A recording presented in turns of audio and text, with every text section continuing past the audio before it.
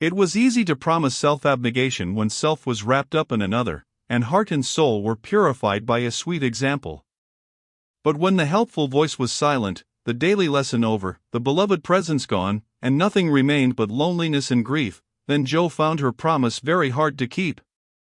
How could she comfort father and mother when her own heart ached with a ceaseless longing for her sister? How could she make the house cheerful when all its light and warmth and beauty seemed to have deserted it when Beth left the old home for the new? And where in all the world could she find some useful, happy work to do, that would take the place of the loving service which had been its own reward?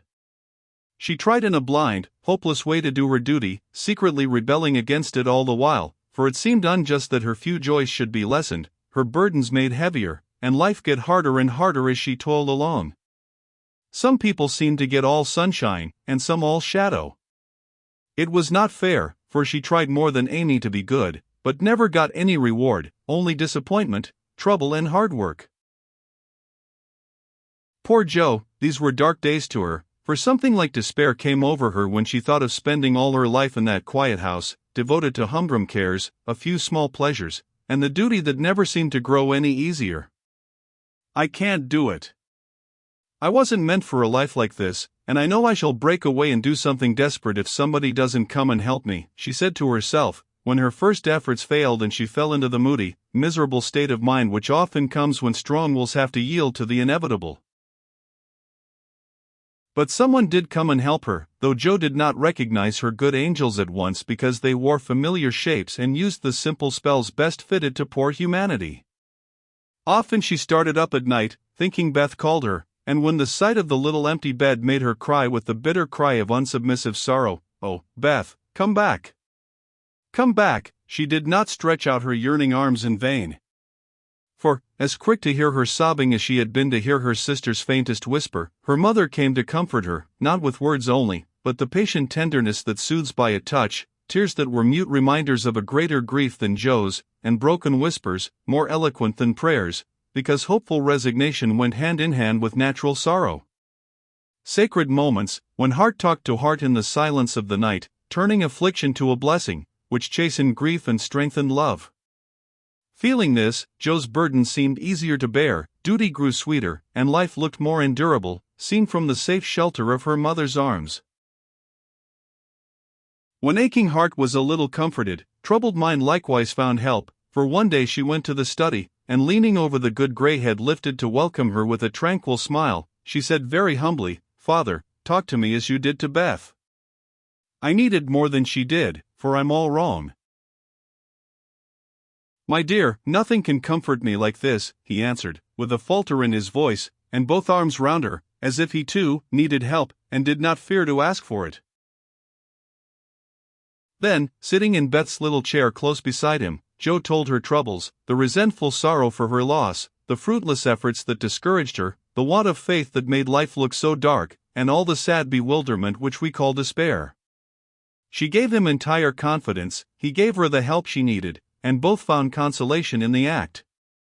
For the time had come when they could talk together not only as father and daughter, but as man and woman, able and glad to serve each other with mutual sympathy as well as mutual love.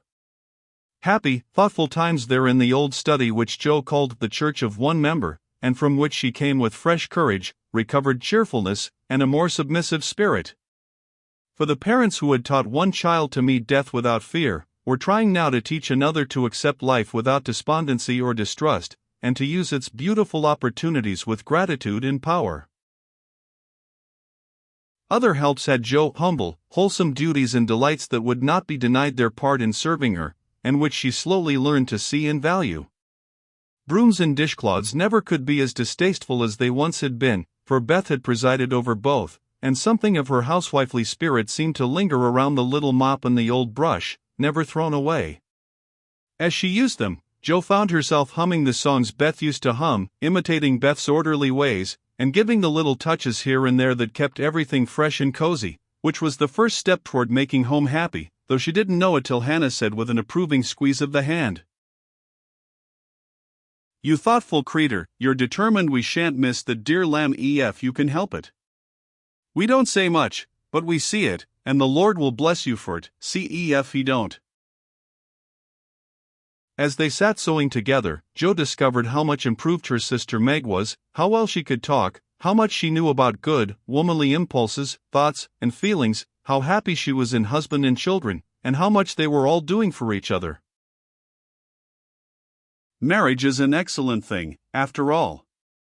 I wonder if I should blossom out half as well as you have, if I tried it, always per whizzin' I could, said Jo, as she constructed a kite for Demi in the topsy-turvy nursery. It's just what you need to bring out the tender womanly half of your nature, Jo.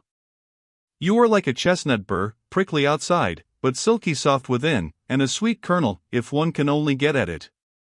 Love will make you show your heart one day, and then the rough burr will fall off. Frost opens chestnut burrs, ma'am, and it takes a good shake to bring them down. Boys go nutting, and I don't care to be bagged by them, returned Jo, pasting away at the kite which no wind that blows would ever carry up, for Daisy had tied herself on as a bob. Meg laughed, for she was glad to see a glimmer of Jo's old spirit, but she felt it her duty to enforce her opinion by every argument in her power, and the sisterly chats were not wasted, especially as two of Meg's most effective arguments were the babies, whom Jo loved tenderly. Grief is the best opener of some hearts, and Jo's was nearly ready for the bag. A little more sunshine to ripen the nut, then, not a boy's impatient shake, but a man's hand reached up to pick it gently from the burr, and find the kernel sound and sweet. If she suspected this, she would have shut up tight, and been more prickly than ever. Fortunately she wasn't thinking about herself, so when the time came, down she dropped. Now, if she had been the heroine of a moral storybook, she ought at this period of her life to have become quite saintly, renounced the world, and gone about doing good in a mortified bonnet, with tracts in her pocket.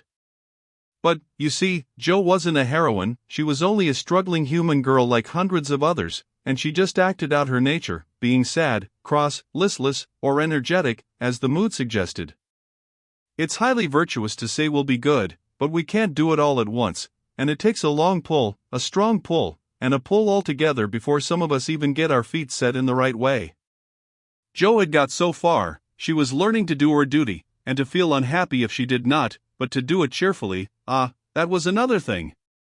She had often said she wanted to do something splendid, no matter how hard, and now she had her wish, for what could be more beautiful than to devote her life to father and mother, trying to make home as happy to them as they had to her.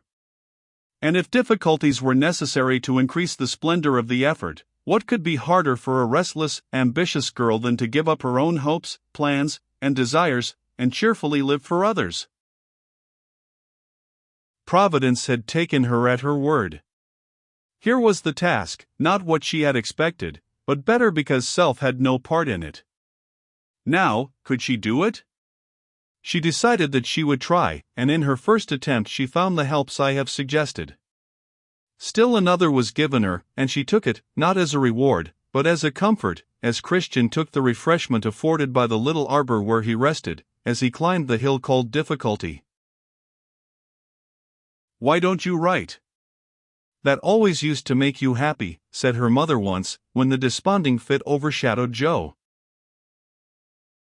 "I've no heart to write, and if I had, nobody cares for my things." "We do. Write something for us, and never mind the rest of the world. Try it, dear. I'm sure it would do you good, and please us very much." "Don't believe I can." But Jo got out her desk and began to overhaul her half-finished manuscripts. An hour afterward her mother peeped in, and there she was, scratching away, with her black pinafore on, and an absorbed expression, which caused Mrs. March to smile and slip away, well pleased with the success of her suggestion. Jo never knew how it happened, but something got into that story that went straight to the hearts of those who read it, for when her family had laughed and cried over it, her father sent it, much against her will, to one of the popular magazines, and to her utter surprise, it was not only paid for, but others requested. Letters from several persons, whose praise was honor, followed the appearance of the little story, newspapers copied it, and strangers as well as friends admired it. For a small thing it was a great success, and Jo was more astonished than when her novel was commended and condemned all at once. I don't understand it. What can there be in a simple little story like that to make people praise it so?" she said, quite bewildered. "There is truth in it, Joe, that's the secret. Humor and pathos make it alive, and you have found your style at last. You wrote with no thoughts of fame and money, and put your heart into it, my daughter. You have had the bitter, now comes the sweet. Do your best, and grow as happy as we are in your success. If there is anything good or true in what I write, it isn't mine. I owe it all to you and Mother and Beth," said Joe, more touched by her father's words than by any amount of praise from the world. So taught by love and sorrow, Joe wrote her little stories, and sent them away to make friends for themselves and her, finding it a very charitable world to such humble wanderers, for they were kindly welcomed, and sent home comfortable tokens to their mother, like dutiful children whom good fortune overtakes. When Amy and Laurie wrote of their engagement, Mrs. March feared that Joe would find it difficult to rejoice over it, but her fears were soon set at rest, for though Joe looked grave at first, she took it very quietly, and was full of hopes and plans for the children before she read the letter twice. It was a sort of written duet, wherein each glorified the other in lover-like fashion, very pleasant to read and satisfactory to think of, for no one had any objection to make. "You like it, Mother," said Joe, as they laid down the closely written sheets and looked at one another.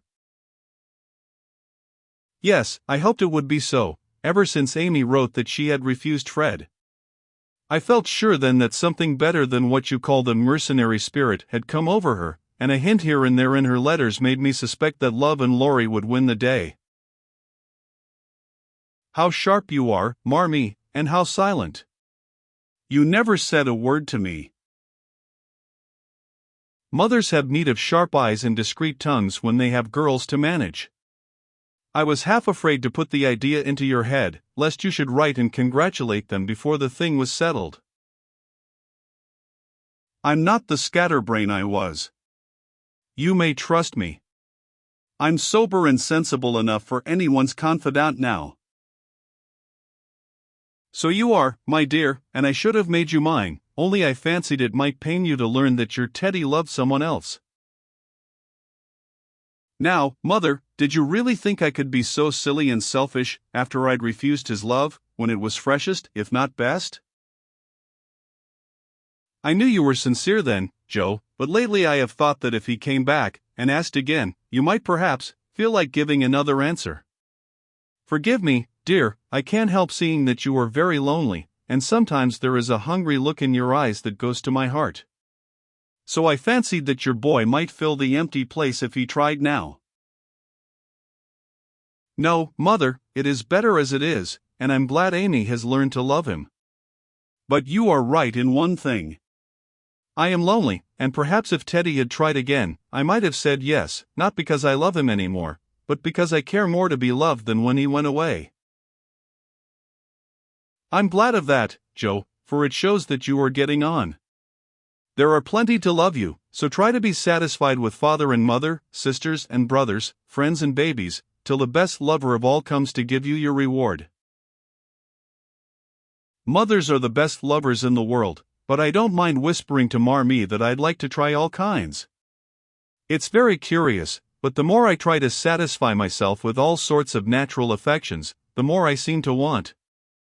I'd no idea hearts could take in so many. Mine is so elastic, it never seems full now, and I used to be quite contented with my family. I don't understand it. I do, and Mrs. March smiled her wise smile, as Joe turned back the leaves to read what Amy said of Laurie. It is so beautiful to be loved as Laurie loves me. He isn't sentimental, doesn't say much about it, but I see and feel it in all he says and does, and it makes me so happy and so humble that I don't seem to be the same girl I was. I never knew how good and generous and tender he was till now, for he lets me read his heart, and I find it full of noble impulses and hopes and purposes, and am so proud to know it's mine. He says he feels as if he could make a prosperous voyage now with me aboard as mate, and lots of love for ballast. I pray he may, and try to be all he believes me, for I love my gallant captain with all my heart and soul and might, and never will desert him, while God lets us be together. Oh, Mother, I never knew how much like heaven this world could be, when two people love and live for one another. And that's our cool, reserved, and worldly Amy. Truly, love does work miracles. How very, very happy they must be. And Joe laid the rustling sheets together with a careful hand, as one might shut the covers of a lovely romance, which holds the reader fast till the end comes, and he finds himself alone in the workaday world again. By and by Joe roamed away upstairs, for it was rainy, and she could not walk. A restless spirit possessed her, and the old feeling came again, not bitter as it once was, but a sorrowfully patient wonder why one sister should have all she asked, the other nothing. It was not true, she knew that and tried to put it away, but the natural craving for affection was strong, and Amy's happiness woke the hungry longing for someone to love with heart and soul, and cling to while God let them be together. Up in the garret, where Joe's unquiet wanderings ended, stood 4 little wooden chests in a row, each marked with its owner's name, and each filled with relics of the childhood and girlhood ended now for all. Joe glanced into them, and when she came to her own, leaned her chin on the edge, and stared absently at the chaotic collection, till a bundle of old exercise books caught her eye. She drew them out, turned them over, and relived that pleasant winter at kind Mrs. Kirk's. She had smiled at first, then she looked thoughtful, next sad, and when she came to a little message written in the professor's hand, her lips began to tremble, the book slid out of her lap, and she sat looking at the friendly words, as they took a new meaning, and touched a tender spot in her heart.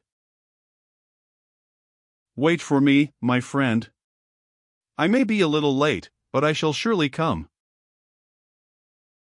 Oh, if he only would. So kind, so good, so patient with me always, my dear old Fritz. I didn't value him half enough when I had him, but now how I should love to see him, for everyone seems going away from me, and I'm all alone. And holding the little paper fast, as if it were a promise yet to be fulfilled, Joe laid her head down on a comfortable rag bag, and cried, as if in opposition to the rain pattering on the roof. Was it all self-pity, loneliness, or low spirits?